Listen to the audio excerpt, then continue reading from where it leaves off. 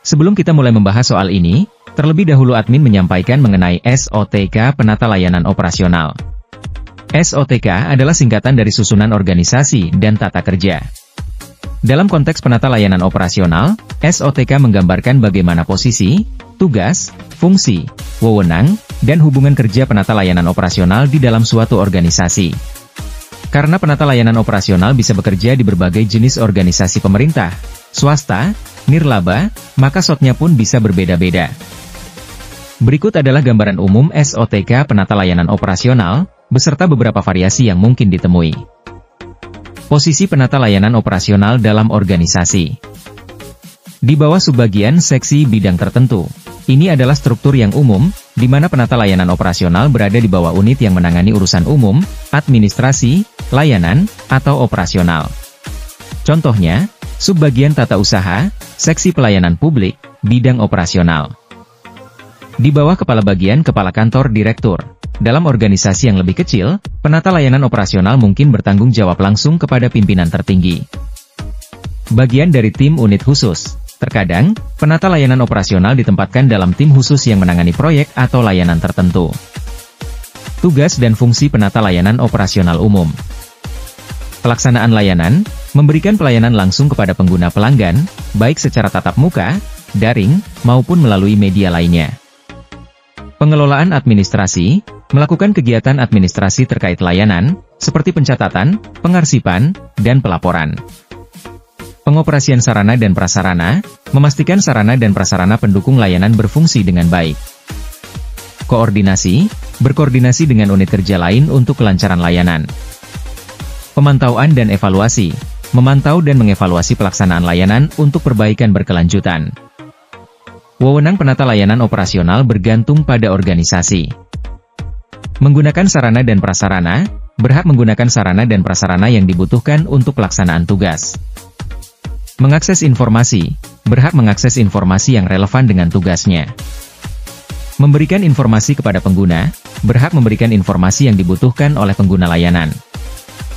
Mengusulkan perbaikan, berhak mengusulkan perbaikan terhadap sistem atau prosedur layanan. Dengan memahami SOTK, seorang penata layanan operasional dapat mengetahui posisinya dalam organisasi, kepada siapa ia bertanggung jawab, apa tugas dan wewenangnya, serta bagaimana ia berinteraksi dengan pihak lain. Hal ini akan mempermudah koordinasi, meningkatkan efisiensi kerja, dan pada akhirnya meningkatkan kualitas pelayanan.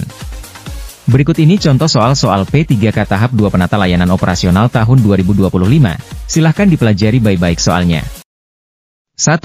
Anda adalah seorang penata layanan operasional di sebuah kantor pelayanan publik. Terjadi antrian panjang dan beberapa warga mulai menunjukkan ketidakpuasan. Tindakan prioritas yang harus Anda lakukan adalah A. Membiarkan antrian berjalan seperti biasa, karena sudah menjadi prosedur. B. Memanggil petugas keamanan untuk menertibkan warga yang tidak sabar. C. Mencari tahu penyebab antrian panjang dan mengkomunikasikannya dengan warga, serta mencari solusi sementara. D. Menyalahkan sistem yang lambat dan meminta warga untuk bersabar.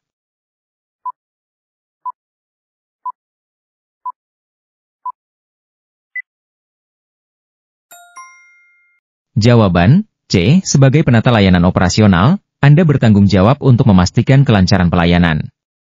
Mencari tahu penyebab masalah dan mengkomunikasikannya dengan warga adalah langkah profesional dan solutif. 2. Sebuah sistem informasi pelayanan publik mengalami gangguan teknis yang menyebabkan pelayanan terhenti. Anda mengetahui bahwa perbaikan akan memakan waktu. Langkah terbaik yang harus Anda lakukan adalah A. Menyembunyikan informasi gangguan tersebut agar tidak menimbulkan kepanikan. B. Memberikan informasi yang jelas dan transparan kepada publik mengenai gangguan dan perkiraan waktu perbaikan, serta alternatif sementara jika ada. C. Menyalahkan pihak IT atas gangguan tersebut. D. Meminta maaf kepada publik tanpa memberikan informasi detail.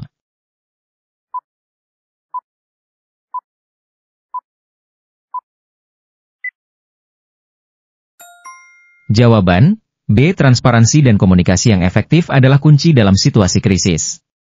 Memberikan informasi yang jelas dan alternatif sementara akan membantu mengurangi dampak negatif bagi publik. 3. Anda menerima keluhan dari seorang warga mengenai pelayanan yang kurang memuaskan dari salah satu staf Anda. Reaksi yang paling tepat adalah A. Membela staf Anda tanpa mendengarkan penjelasan warga. B. Menyelidiki kebenaran keluhan tersebut secara objektif dan menindaklanjutinya sesuai prosedur. C. Mengabaikan keluhan tersebut karena dianggap hanya masalah kecil. D. Memarahi staf Anda di depan warga.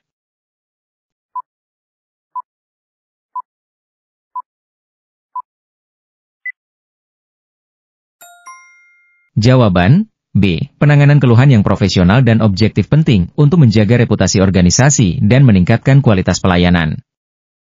4. Sebagai penata layanan operasional, Anda melihat adanya potensi peningkatan efisiensi dalam proses pelayanan. Langkah pertama yang harus Anda lakukan adalah A. Langsung mengubah prosedur yang ada. B. Melakukan analisis mendalam terhadap proses yang berjalan saat ini untuk mengidentifikasi area yang perlu diperbaiki. C. Meminta pendapat dari atasan tanpa melibatkan staf. D. Mengabaikan potensi perbaikan karena takut menambah beban kerja.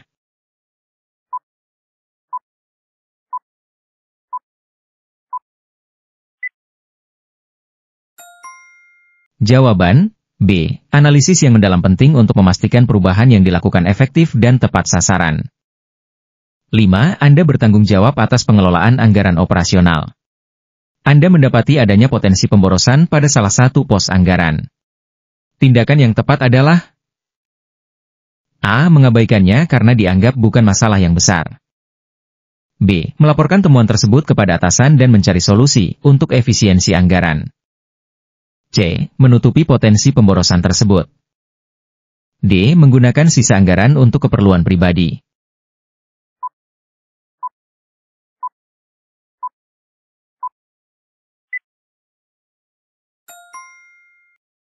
Jawaban B. Transparansi dan akuntabilitas dalam pengelolaan anggaran sangat penting. Melaporkan temuan kepada atasan adalah langkah yang tepat. 6. Sebuah kebijakan baru pemerintah berdampak pada prosedur pelayanan yang Anda kelola. Langkah yang paling tepat adalah A. Melanjutkan prosedur lama karena sudah terbiasa. B. Mengabaikan kebijakan baru tersebut. C. Mempelajari dan memahami kebijakan baru tersebut, kemudian mensosialisasikannya kepada staf dan publik, serta menyesuaikan prosedur pelayanan. D. Menyalahkan pemerintah atas kebijakan baru tersebut.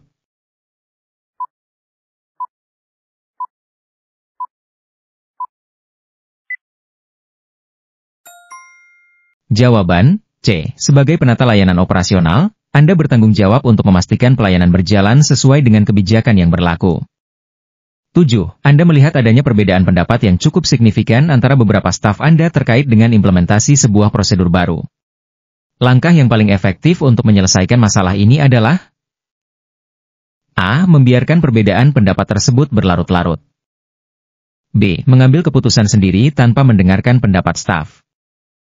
C. Memfasilitasi diskusi dan mencari solusi bersama yang dapat diterima oleh semua pihak. D. Memindahkan staf yang berbeda pendapat ke bagian lain.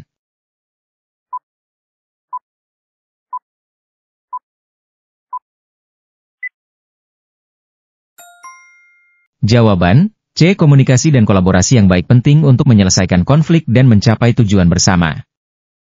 8. Sebagai penata layanan operasional, Anda menyadari pentingnya peningkatan kompetensi staf. Langkah yang tepat adalah A. Membiarkan staf belajar sendiri. B. Merencanakan dan melaksanakan program pelatihan yang relevan dengan kebutuhan staf dan perkembangan zaman. C. Menganggap pelatihan sebagai pemborosan anggaran. D. Hanya memberikan pelatihan kepada staf yang dianggap bermasalah.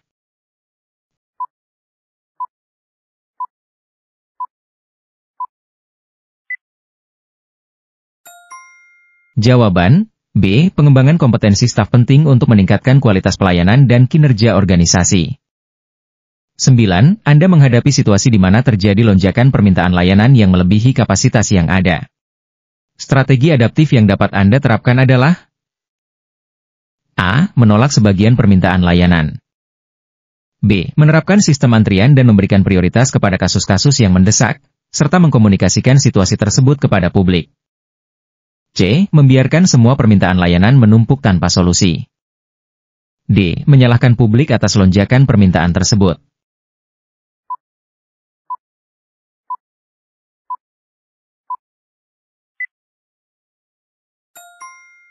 Jawaban B. Manajemen antrian dan komunikasi yang efektif penting dalam menghadapi lonjakan permintaan layanan.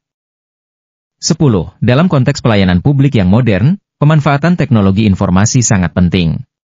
Sebagai penata layanan operasional, Anda harus A. Menolak penggunaan teknologi karena dianggap rumit. B. Mendorong dan memfasilitasi pemanfaatan teknologi informasi untuk meningkatkan efisiensi dan kualitas pelayanan. C. Menggunakan teknologi hanya jika dipaksa oleh atasan. D. Menyalahkan teknologi jika terjadi masalah dalam pelayanan.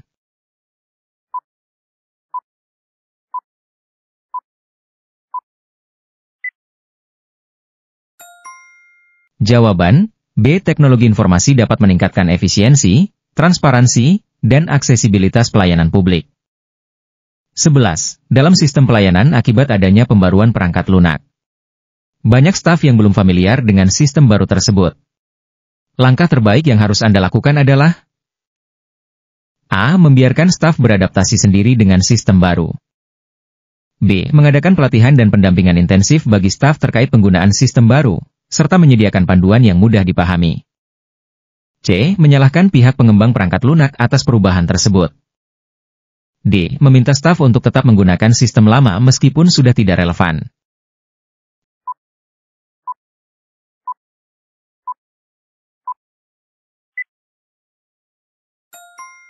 Jawaban B. Pelatihan dan pendampingan yang memadai sangat penting untuk memastikan staf dapat menggunakan sistem baru dengan efektif dan efisien. 12. Anda menerima laporan adanya praktik pungutan liar pungli yang dilakukan oleh oknum staf di area pelayanan. Tindakan tepat yang harus Anda lakukan adalah A. Mengabaikan laporan tersebut karena sulit dibuktikan.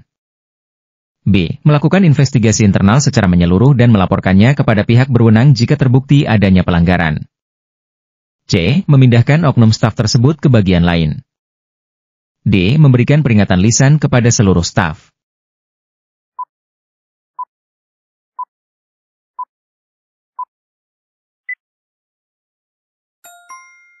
Jawaban B. Pungli merupakan tindakan ilegal dan harus ditindaklanjuti secara serius. Investigasi dan pelaporan kepada pihak berwenang adalah langkah yang tepat. 13. Sebagai penata layanan operasional, Anda menyadari pentingnya feedback dari pengguna layanan. Cara paling efektif untuk mengumpulkan feedback adalah A. Hanya mengandalkan keluhan yang masuk. B. Melakukan survei secara berkala, menyediakan kotak saran, dan memanfaatkan media sosial untuk interaksi dengan pengguna. C. Menganggap semua pengguna puas jika tidak ada keluhan. D. Meminta feedback hanya dari pengguna yang dikenal.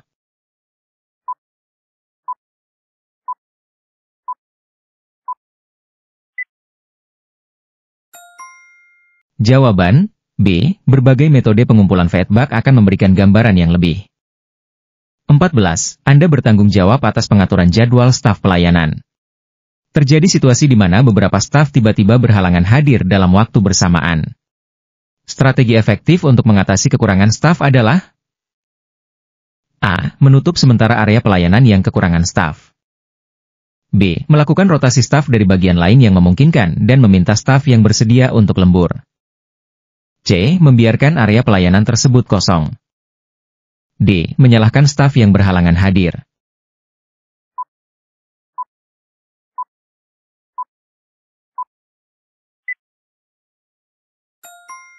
Jawaban B. Rotasi dan lembur dengan persetujuan staf dapat menjadi solusi sementara untuk mengatasi kekurangan staf.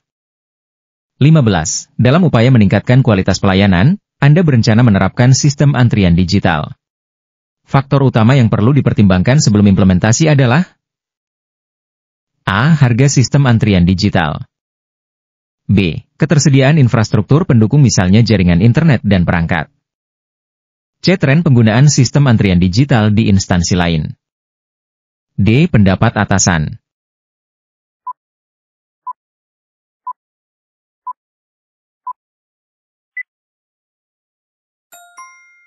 Jawaban B. Ketersediaan infrastruktur pendukung sangat penting untuk memastikan sistem antrian digital dapat berfungsi dengan baik. 16. Anda menerima keluhan dari seorang pengguna layanan yang merasa dipersulit oleh prosedur yang berbelit-belit. Langkah awal yang harus Anda lakukan adalah A. Mengabaikan keluhan tersebut karena prosedur sudah baku.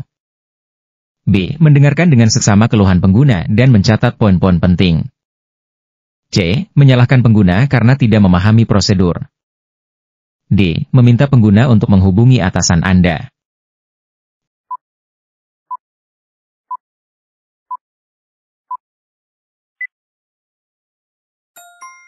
Jawaban B. Mendengarkan dan mencatat keluhan pengguna adalah langkah awal yang penting untuk memahami permasalahan dan mencari solusi. 17. Sebagai penata layanan operasional, Anda dituntut untuk beradaptasi dengan perkembangan teknologi. Hal penting yang perlu Anda lakukan adalah A. Menolak semua perubahan teknologi. B. Terus belajar dan mengembangkan kemampuan diri dalam memanfaatkan teknologi untuk meningkatkan pelayanan. C. Mengandalkan staf yang lebih muda untuk urusan teknologi. D. Menggunakan teknologi hanya jika diperintahkan.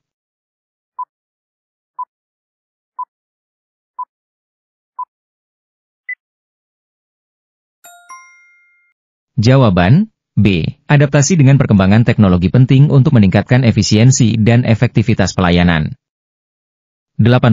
Anda mengamati bahwa tingkat kepuasan pengguna terhadap layanan yang Anda kelola cenderung menurun. Langkah strategis yang perlu Anda lakukan adalah A. Mengabaikan penurunan tersebut. B. Melakukan evaluasi menyeluruh terhadap proses pelayanan, mengidentifikasi akar permasalahan, dan merumuskan solusi perbaikan. C. Menyalahkan pengguna karena tidak puas. D. Mengganti seluruh staf pelayanan.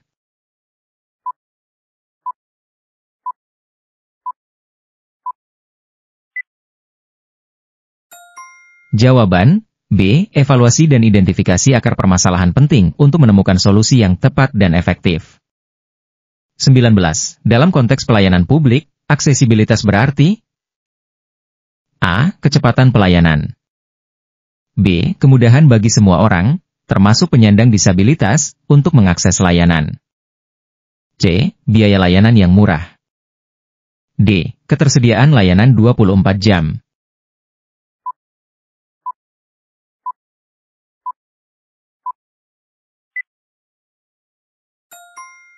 Jawaban B. Aksesibilitas menekankan pada kemudahan akses bagi semua kalangan, termasuk kelompok rentan. 20. Sebagai penata layanan operasional, Anda perlu memastikan bahwa informasi pelayanan mudah diakses oleh publik. Cara yang efektif adalah A. Hanya memasang pengumuman di papan pengumuman kantor. B. Memanfaatkan berbagai media informasi, seperti website, media sosial, brosur, dan spanduk, serta memastikan informasi tersedia dalam format yang mudah diakses misalnya teks, audio, dan visual. C. Menganggap informasi sudah cukup jika disampaikan secara lisan. D. Menyimpan informasi hanya di komputer kantor.